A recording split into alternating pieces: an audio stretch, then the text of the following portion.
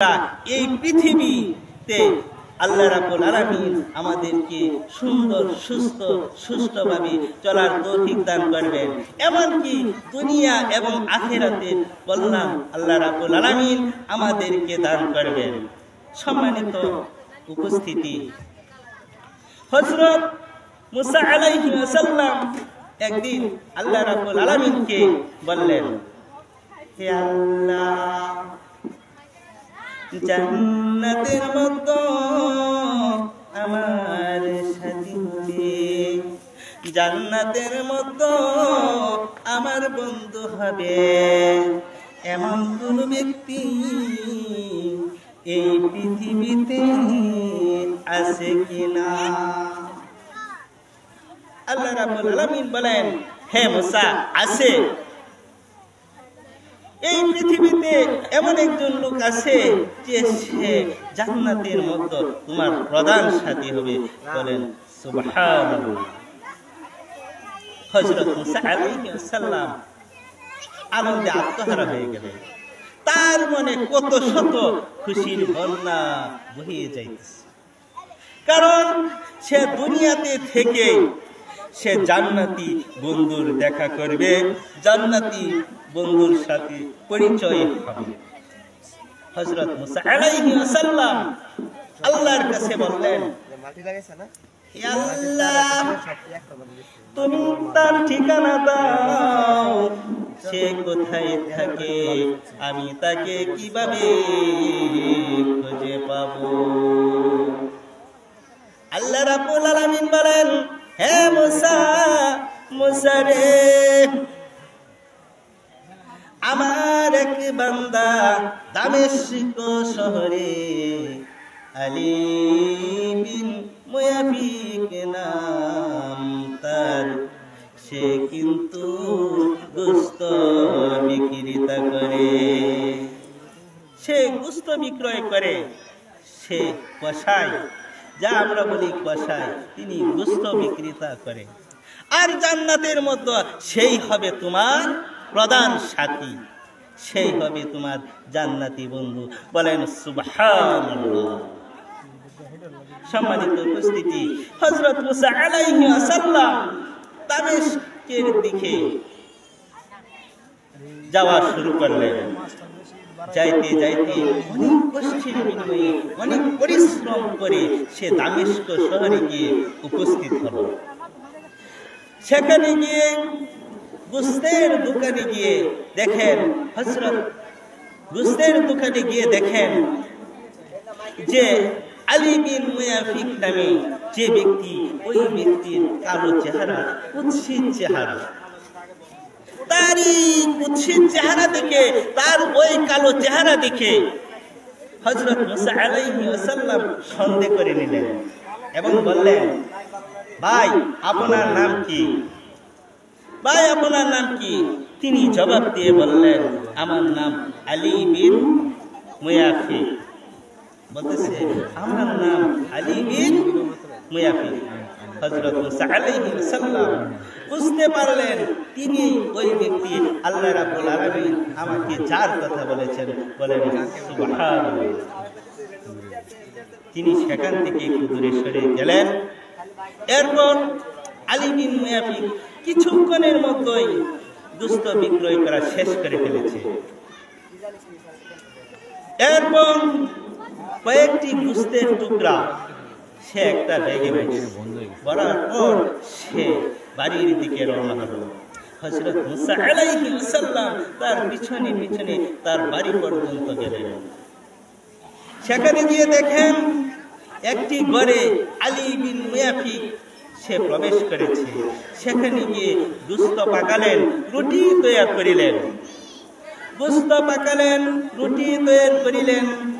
সেখানে একজন বৃদ্ধা মহিলা উপস্থিত ছিল, আর ওই বৃদ্ধা মহিলাকে রুটি খাওয়ালেন এবং গোশত খাওয়ালেন। তিনি লক্ষ্য করে দেখলেন একটু একটু রুটি ছেড়ে বৃদ্ধা মহিলার মুখে দেন, বুড়ি মহিলার মুখে দেন, আর গোশতের জোর চামচ দিয়া মুখে তুলে দেন। কিছুক্ষণের মতো খাবার শেষ হয়েছে। খাওয়ার পর কসাই আব্দুল আলী বিন মুয়াফিক তার মায়ের মুখখানা কাপড় দিয়ে মুছিয়ে দিলেন। এরপর ওই বৃদ্ধা মহিলা দুটি হাত তুলিয়া কি যেন বললেন। এই দৃশ্য হযরত মুসা আলাইহিস সালাম দেখলেন। দেখার পর হযরত মুসা আলাইহিস সালাম সামনের দিকে আগাইয়ে গেলেন, গিয়ে বললেন, ভাই আমি আপনাকে একটি প্রশ্ন করতে চাই। কসাই বলল, ঠিক আছে আপনি বলুন কি? হযরত মুসা আলাইহিস সালাম বলেন যে ভাই ওই বৃদ্ধা মহিলা আপনার কি হন? কসাই বলল যে উনি আমার মা হন। হযরত মুসা আলাইহিস সালাম বললেন, আপনি আপনার মাকে রুটি খাওয়ালেন, গোশত খাওয়ালেন, খাবারের পর আপনার মা হাত তুলে কি যেন মিরমির করে আস্তে আস্তে কথা বলছে, ইহার কারণ কি আমি জানতে পারি? আলী বিন মুয়াফিক বলতেছে, ভাই এটা আমার মায়ের একটি অভ্যাস। আমার মা প্রত্যেক খাবারের পর আমার মা আমার প্রতি আল্লাহ রাব্বুল আলামিনের কাছে এইভাবে দোয়া করেন, হে আল্লাহ, বর্তমান সময়ে বর্তমান যুগে হযরত মুসা আলাইহিস সালাম আমাদের নবী, হে আল্লাহ, যদিও তার সাক্ষাৎ আমাদের ভাগ্যে জোটে না, এরপরেও আমরা তাকে মনে প্রাণে ভক্তি করি, এরপরেও আমরা তাকে মনে প্রাণে ভালোবাসি। আল্লাহ রোজ হাসরের ময়দানে ওই কঠিন দিনে আমরা তার শাফায়াতের আশা রাখি। আমার মা আমার উপর খুশি হয়ে আল্লাহর কাছে দোয়া করেন, হে আল্লাহ, আমাদের প্রিয় নবী হযরত মুসা আলাইহিস সালাম, আল্লাহ আমার কলিজার টুকরা সন্তান আলী বিন মুয়াফিককে তুমি জান্নাতের মতো আমাদের নবী মুসা আলাইহিস সালামের বন্ধু হিসেবে তুমি কবুল করে নাও।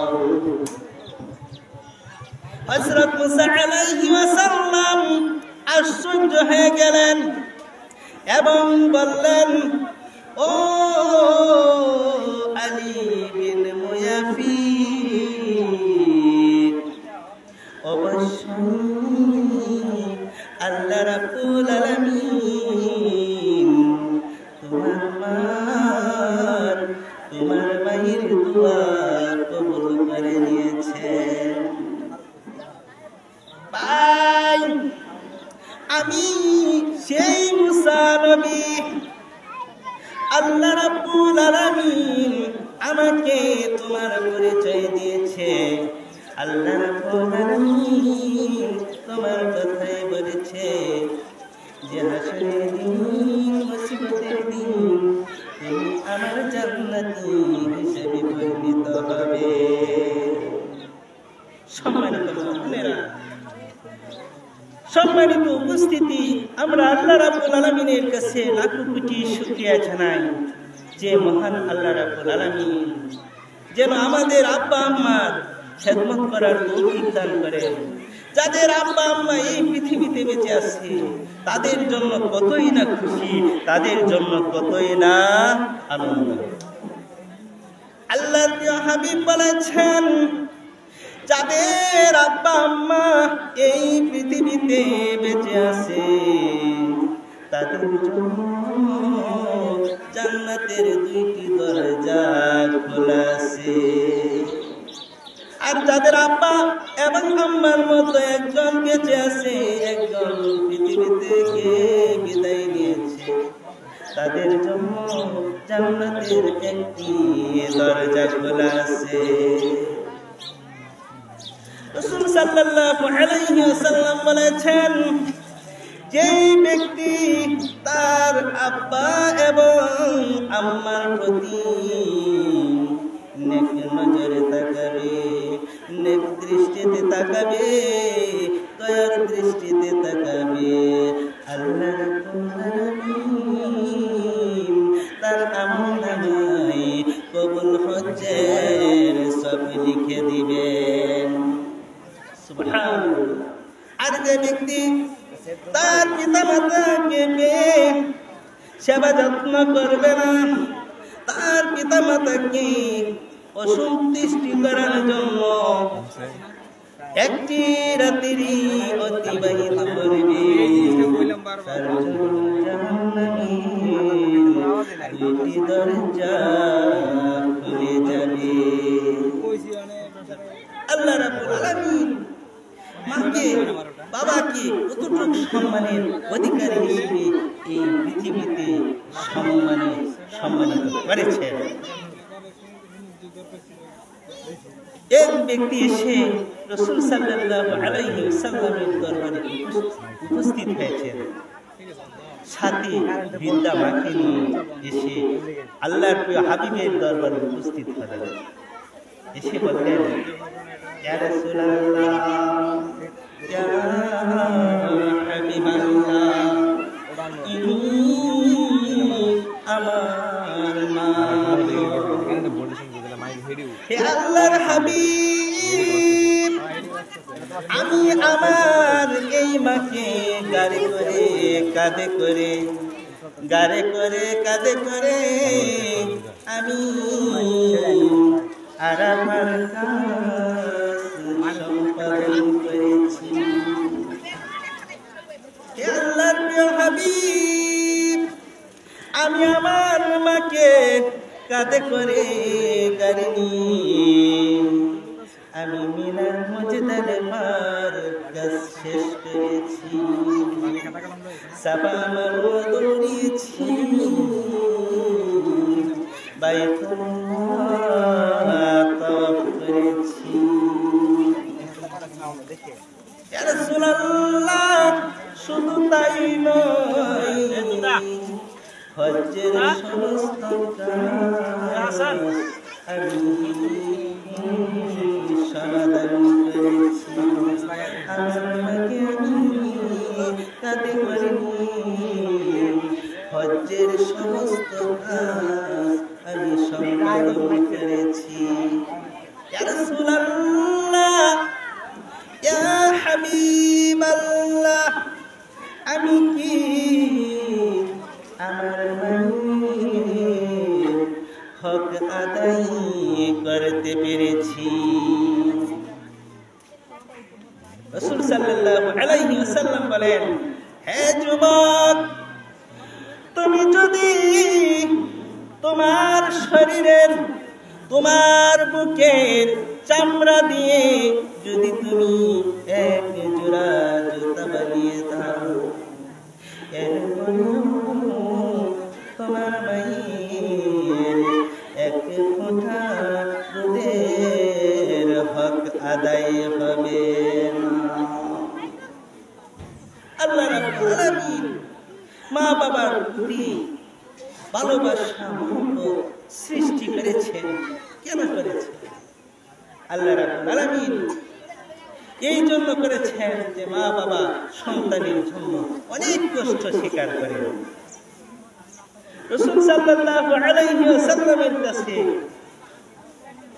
সাহাবায়ে কেরাম যখন জিজ্ঞাসা করতেন, ইয়া রাসূলুল্লাহ সাল্লাল্লাহু আলাইহি ওয়াসাল্লাম, আমি তো জিহাদের ময়দানে যেতে চাই, আমি তো যুদ্ধ করতে যাইতে চাই, আমার ইচ্ছা হয় আমি যুদ্ধ করব, আমি জিহাদের ময়দানে যাব। তখন আল্লাহর প্রিয় হাবিব বলতেন যে তোমাদের পিতামাতা কি এই পৃথিবীতে বেঁচে আছে? যদি কেউ বলতো হ্যাঁ আমার পিতামাতা বেঁচে আছে, রাসূল সাল্লাল্লাহু আলাইহি ওয়াসাল্লাম বলতেন তুমি ফিরে যাও, তুমি বাড়িতে যাও, সেখানে গিয়ে তোমরা তোমাদের পিতামাতার সেবা যত্ন করো, তুমি জিহাদের সওয়াব আল্লাহ রাব্বুল আলামিন তোমাদের আমলনামায় তুলে দিবে। বলেন সুবহানাল্লাহ। সম্মানিত উপস্থিতি, আল্লাহ রাব্বুল আলামিন নির্দেশ দিয়েছেন যে আমি ছাড়া তোমরা কারো ইবাদত করো না, কারো উপাসনা করো না, আর তোমরা তোমাদের পিতামাতার সাথে ভালো ব্যবহার করবে, সৎ আচরণ করবে। তোমাদের মা বাবা যেন ও শব্দটা না বলতে পারে। কেন বলতে না পারে? যে মা এবং বাবা তোমাদের জন্য অনেক কষ্ট স্বীকার করেছে। বুখারী এবং মুসলিম শরীফে আছে, বুখারী এবং মুসলিম শরীফে আছে, হযরত আবু হুরায়রা রাদিয়াল্লাহু তাআলা আনহু বলেন যে একজন লোক এসে রাসূল সাল্লাল্লাহু আলাইহি ওয়াসাল্লামের দরবারে উপস্থিত হয়েছে এবং বলেছেন, ইয়া রাসূলুল্লাহ, ইয়া হাবিবাল্লাহ, এই পৃথিবীতে এই দুনিয়াতে আমাদের শ্রদ্ধার সৎ আচরণ ও সম্মান পাওয়ার সত্যিকারের হকদারকে। আল্লাহর প্রিয় হাবিব বলেন তোমার মা। আবার ইয়া রাসূলুল্লাহ, ইয়া হাবিবাল্লাহ, এই পৃথিবীতে আমাদের শ্রদ্ধার সৎ আচরণ ও সম্মান পাওয়ার সত্যিকারের হকদারকে। আল্লাহর প্রিয় হাবিব বলেন তোমার মা। সুবহানাল্লাহ। আবার সাহাবী বললেন, ইয়া রাসূলুল্লাহ, ইয়া হাবিবাল্লাহ, এই দুনিয়াতে আমাদের সবচেয়ে শ্রদ্ধার সৎ আচরণ ও সম্মান পাওয়ার অধিকারের হকদারকে। আল্লাহ